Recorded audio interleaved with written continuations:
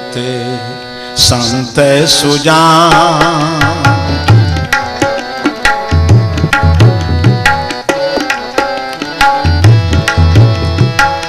आत्म राम से होली खेलत संत सुजान रे होली खेलत संत सुजान। आत्म राम से होली खेलत संत सुजान।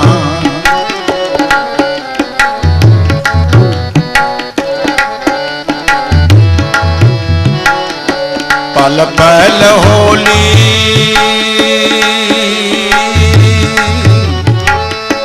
छिन छिन होली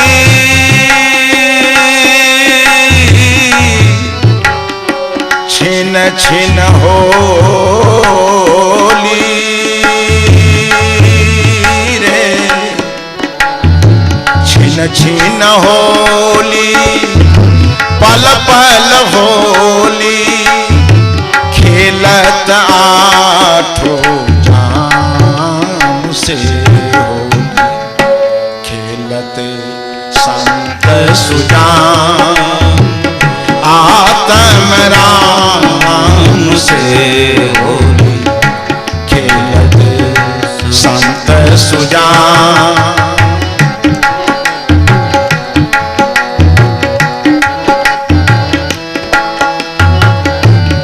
लोग भिन्न भिन्न प्रकार से होली खेलते हैं। पंडित खेले पंडित खेले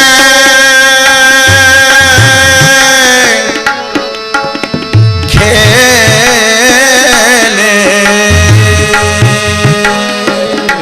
पंडित खेले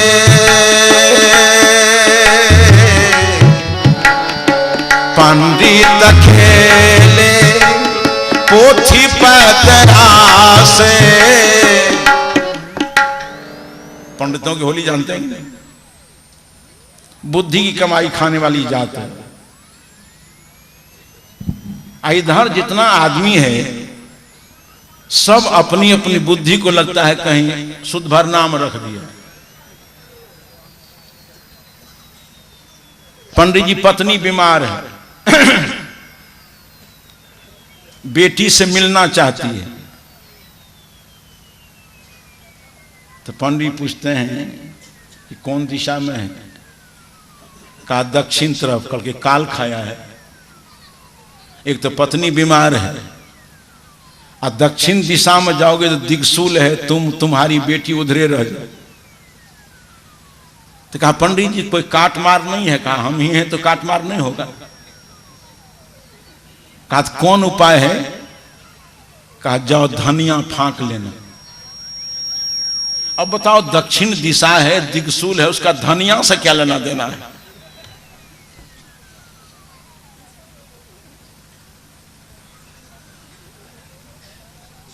एक आदमी जाकर के पूछा पंडित जी आज कौन तिथि है? पंडित जी एकदम बिल्कुल निरक्षर भट्टाचार्य,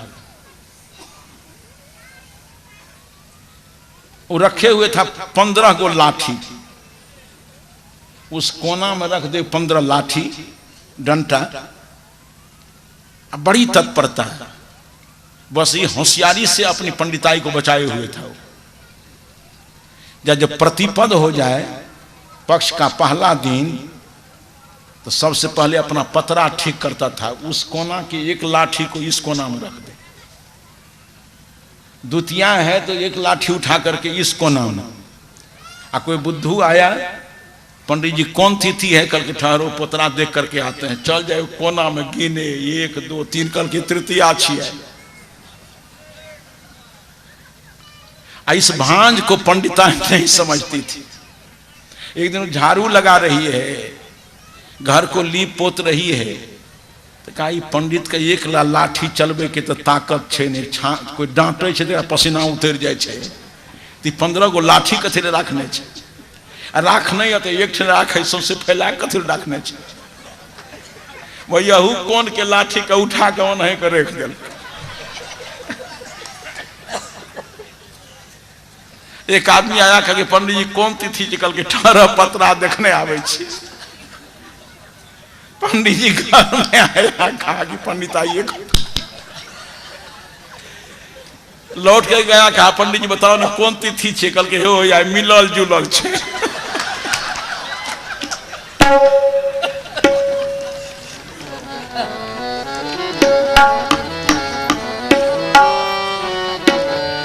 पंडित खेले पंडित खेले पोथी पतरा से, पंडित खेले पोथी पतरा से, काजी किताब कुरान से। ओ लला हो काजी किताब कुरान से,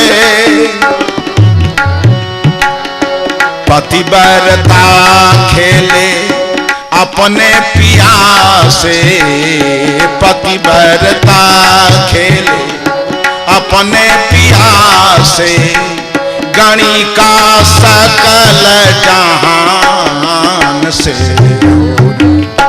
खेलत संत सुजान आत्म राम से,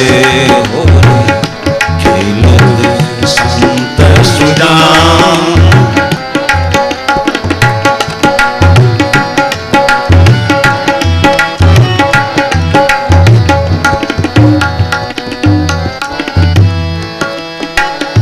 कामी खेले, बड़ी सार्थकता है इस पंक्ति में। कामी खेले कामिनी के संग लोभी खेल, कामी खेले कामिनी के संग लोभी खेले ताम से, योगी खेले। होली खेलने की विधाएं अलग अलग।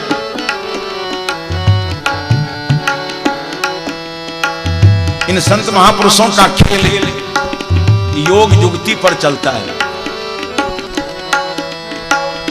योगी खेले योग जुगुत से, अभिमानी अभिमान से। हो लला हो अभिमानी अभिमान से,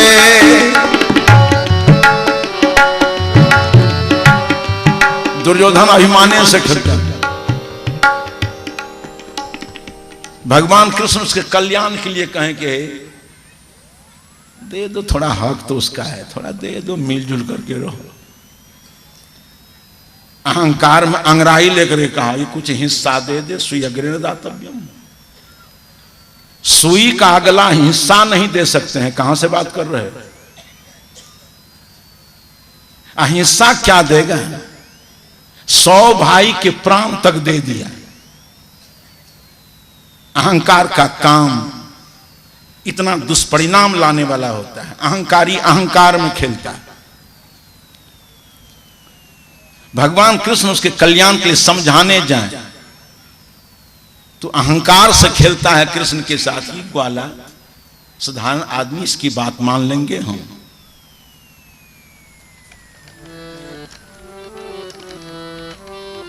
और सब जगह चुक जाता है। अहंकारी आदमी सब जगह चुक जाता है। एक दिन भगवान कृष्ण के मुंह से निकल गया कि कल के सुबह सुबह जो हमारी आंखों के सामने हो जाएगा, कल के जंग में उसका हमारा सहयोग मिल जाएगा। अब दुर्योधन सोचता है कि अर्जुन के प्रति कृष्ण की सहज प्रीति है, स्नेह है। आज बड़ा सुनहरा समय आया है, एक रात नहीं सुतेंगे तो क्या हो, चलते हैं वहीं रहेंगे। लेकिन अहंकारी सब जगह अहंकार से खेलता है। जब भगवान कृष्ण के शयन कक्ष में जाने की उसने तैयारी बनाई तो अहंकार काम कर गया, कहा कि अरे उस साधारण वाला है, हम राजपुरुष हैं, कैसे जाएं। तो राज चिन्हों से अलंकृत हो गया, रथ ले लिया बेचारा और रथ पर बैठ गया। तो जिसको चलने नहीं आता है उसको बैठने आएगा जी। भगवान कृष्ण के शयन कक्ष में गया तो फिर अहंकार सामने आ गया अंधकार की तरह। कहा कि आने की बात थी, चले आए हैं, हम कहाँ नेता राजपुरुष, इसके पैर के नीचे क्या बैठे, सिरे के पास बैठ गया। जा आधी रात बीत गई, दुर्योधन की आंखें खुली, कहा कि हम ठगा गए, चुक गया झट। उसको कोई लौ लश्कर तो था नहीं, जैसे उठा तैसे दौड़ गया एकदम, न पन्ही न जूती न रथ न घोड़ा। दुर्योधन को लगा कि हम ठगा गए, दुर्योधन चला गया, अर्जुन समझा कि हम ठगा गए। देखता है कि सड़क पर रथ के चक्के का चिन्ह है। कहा बस एक ही भरोसा है कि जिसको चलने नहीं आया हो उसको बैठने भी नहीं आया होगा। यही भरोसा लेकर के अर्जुन कर्म पैर बढ़ाया, शयन कक्ष में जाता है, देखता है कि शीर्षस्थ होकर के दुर्योधन बैठा हुआ है। मन ही किन्न प्रणामा, कहा भैया आए तो, किंतु मेरी जगह छोड़ करके बैठे हो। भगवान कृष्ण के पैर की तरफ जाकर के बैठ गया। ब्रह्म मुहूर्त में जैसे महाराज कृष्ण की आंखें खुली, सामने उठते हैं, देखते हैं अर्जुन बैठा हुआ है। कहा कि अर्जुन आ गया। दुर्योधन कहता है कि आ गया, वो तो अभी आया है।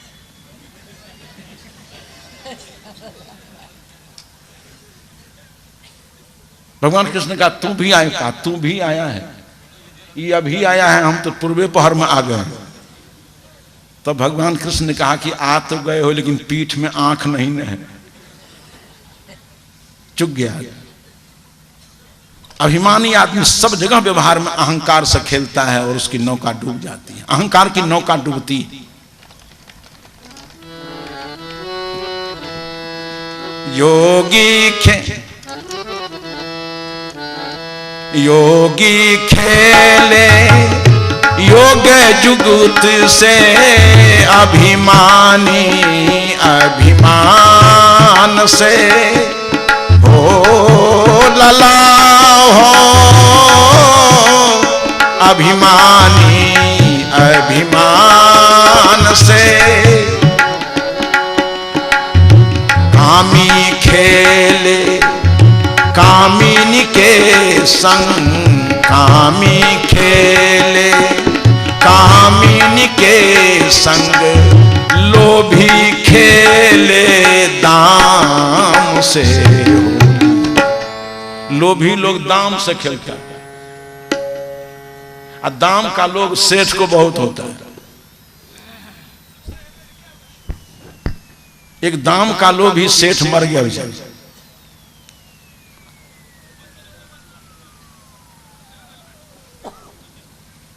आमने सामने स्वर्ग और नरक का दरवाजा वहां पहुंचा। धर्मदूत ने पूछा उसको, कहो सेठ जी किधर भेज दें। कहा किधर से मतलब, कहा बाएं की दाएं, कहा बाएं दाएं मतलब, कहा स्वर्ग में भेज दें कि नरक में। सेठ जी कहा कि आज तक तुमको हमारी पहचान नहीं है, स्वर्ग और नरक कहाँ क्या होता है, जहां कुछ इनकम हो वहीं भेज दो, हमको तो दाम चाहिए, स्वर्ग नरक कुछ नहीं है। योगी खेले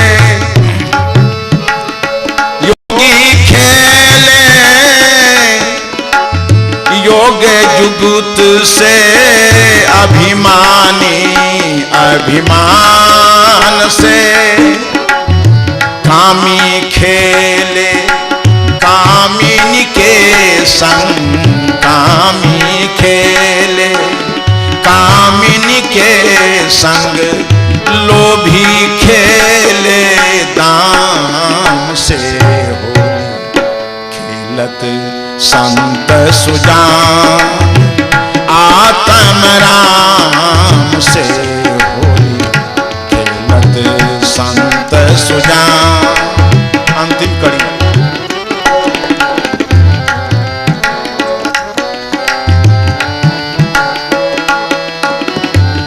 अति रे प्रचंड, अति रे प्रचंड बेग माया के,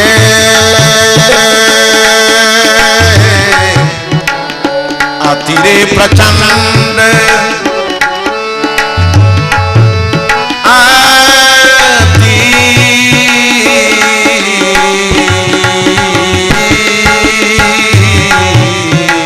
अति रे प्रचंड बेग माया के, भारी भारी मारत बाण से ओ लला हो, भारी भारी मारत बाण से कोटि नमः बचे कोई बीरला, कोटि नमः। माया के थपेरे से बिरले लोग बचते हैं। कोटि नमः बचे कोई बीरला, अति रे प्रचंड बेग माया के, भारी भारी मारत बाण से कोटि नमः बचे कोई बीरला, कोटि नमः बचे कोई बीरला। कहि कबीर गुरु ज्ञान से संत सुजान, आत्म राम से खेलत संत सुजान, आत्म राम, आत्म राम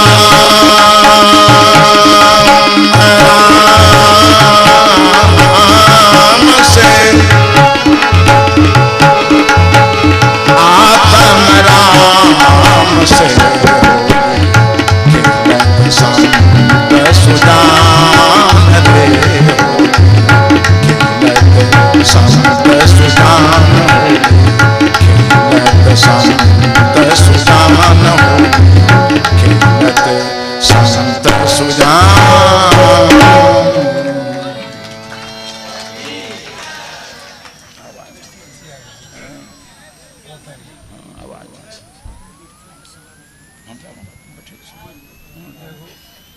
अब आप लोग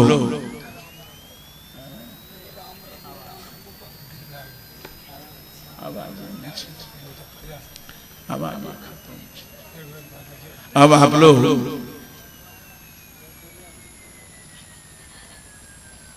जिस दिन सत्संग के इतने बड़े बड़े मंच नहीं लगते थे, ये तो बहुत कम दिनों से हम लोगों की देख रेख में, हम लोगों के होश में सत्संग के इतने बड़े बड़े मंच लगने लगे हैं। पहले इतने बड़े मंच नहीं लगते थे। उस दिन हमारे साधु संत जीवन संगिनी खंजरी लेकर के, एक तारा लेकर के, सोहर समदान लगनी झुमका के आधार पर अध्यात्म को बचाए हुए। बड़ा उपकार है उन संतों का कि सोहर समदान झुमका और जतसारी गागा करके अध्यात्म को बचाकर नहीं रखते तो आज लेखकों की, शोधकों की लेखनी कहां चलती। तो पुराना जो गीत है सोहर समदान मंगल, और बड़ा प्रभावकारी होता था। कहीं संत महात्मा खंजरी झुमका करके भजन गाने लगे तो गांव के गांव लोग वैष्णव होने के लिए पागल हो जाता। हम लोगों के प्रवचन से कोई आदमी वैष्णव होता भी है तो हमको लगता है कि उसके दरवाजे पर से बकरी नहीं जाती। अब खंजरी झाल पर बजा करके सोहर समदान गा करके लोगों के अंदर अध्यात्म भाव जगाने वाले और जागे हुए अध्यात्म भाव वाले भक्तों के घर में बकरी नहीं होती। इतना अनुशासित जीवन होता था उसका। हमारे समाज का बहुत पुराना गायन है सोहर समदाउन, आज भी उसमें वास्तविकता की झलक सामने आती है। तो हमारे परम प्रिय महेंद्र दास जी बड़े कुशल गायक हैं, सोहर समदाउन लगनी झुमका ये सब गाते हैं। मौके नहीं मिला, ये मंगनीय में दाढ़ी आई मुरठा नहीं है। अगर मौका मिले और गुरुमुखी में भजन गाना शुरू करे तो सिख लोगों को मन छोड़ देना पड़ता है। कव्वाली गाने लगे तो बड़े बड़े कव्वाल लोग मन छोड़ देते हैं। अब भोजपुरी तो कल सुनबे किए थे, किसके कान में छेद नहीं कर दिया। तो अब इस विदाई वेला में उपसंहार सत्र में इनके द्वारा कुछ हम सोहर समदाउन मंगल वगैरह, जिसमें से पहला तो हम यही चाहेंगे, बहुत मार्मिक सदगुरु कबीर का भजन। और भजन उस समय का सूचक है जब शरीर से आत्मा का संबंध विच्छेद होने लगता है। आज शरीर का कितना सम्मान है, कितना प्यारा दुलारा इस शरीर लगता है। आत्मा निकल जाए तो उस शरीर का कितना रूप विभत्स हो जाएगा, उसका मूल्य कितना घट जाएगा हम लोगों की निगाह में। बड़ा अच्छा भाव है उस भजन का।